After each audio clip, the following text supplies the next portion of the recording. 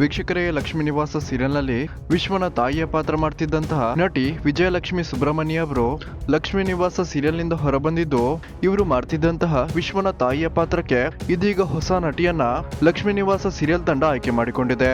ಇದೇ ಒಂದು ಕಾರಣಕ್ಕಾಗಿ ಸಾಮಾಜಿಕ ತಾಣಗಳಲ್ಲಿ ತುಂಬಾನೇ ಆಕ್ರೋಶ ವ್ಯಕ್ತಪಡಿಸಿರುವಂತಹ ನಟಿ ವಿಜಯಲಕ್ಷ್ಮಿ ಸುಬ್ರಹ್ಮಣ್ಯ ಅವರು ಒಂದೇ ಒಂದು ಸುಳಿವನ್ನ ಕೂಡ ಕೊಡದೆ, ಹೇಳದೆ ಕೇಳದೆ ಈ ಒಂದು ಸೀರಿಯಲ್ ನಿಂದ ನನ್ನನ್ನ ತೆಗೆದುಹಾಕಿರೋದು ತುಂಬಾನೇ ಬೇಸರವನ್ನು ಉಂಟು ಮಾಡಿದೆ. ಇದು ಒಂದು ಕಲಾವಿದೆಗೆ ಮಾಡ್ತಿರುವಂತಹ ಅವಮಾನ ಅಂತ ನಟಿ ವಿಜಯಲಕ್ಷ್ಮಿ ಅವರು ಸಾಮಾಜಿಕ ತಾಣಗಳಲ್ಲಿ ಹೇಳಿಕೊಂಡಿದ್ದು, ಅಷ್ಟಕ್ಕೂ ನಟಿ ವಿಜಯಲಕ್ಷ್ಮಿ ಅವರು ಏನ್ ಹೇಳಿದ್ದಾರೆ ಮತ್ತು ನಿಜವಾಗ್ಲೂ ಲಕ್ಷ್ಮೀ ನಿವಾಸ ಸೀರಿಯಲ್ ನಿಂದ ವಿಜಯಲಕ್ಷ್ಮಿ ಅವರನ್ನ ತೆಗೆದುಹಾಕಿರುವ ಬಗ್ಗೆ ಈ ಸೀರಿಯಲ್ ನ ನಿರ್ಮಾಪಕರು ಹೇಳ್ತಿರೋದೇನು ಅನ್ನುವ ಸಂಪೂರ್ಣ ಮಾಹಿತಿಯನ್ನ ಇಲ್ಲಿ ನಾವು ನೋಡ್ಕೊಂಡು ಬರೋಣ.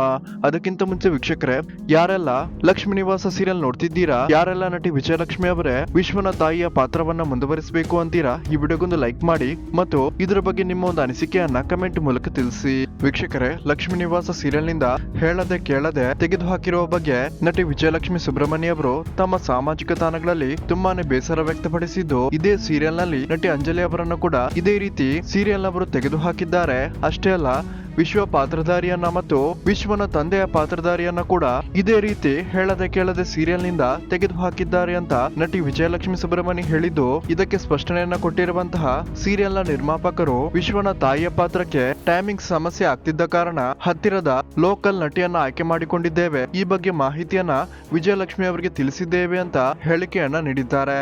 ವೀಕ್ಷಕರೇ, ನಿಮ್ಗೆ ಇದರ ಬಗ್ಗೆ ಏನ್ ಅನಿಸುತ್ತೆ ಅನ್ನೋದನ್ನ ದಯವಿಟ್ಟು ಕಮೆಂಟ್ ಮೂಲಕ ತಿಳಿಸಿ.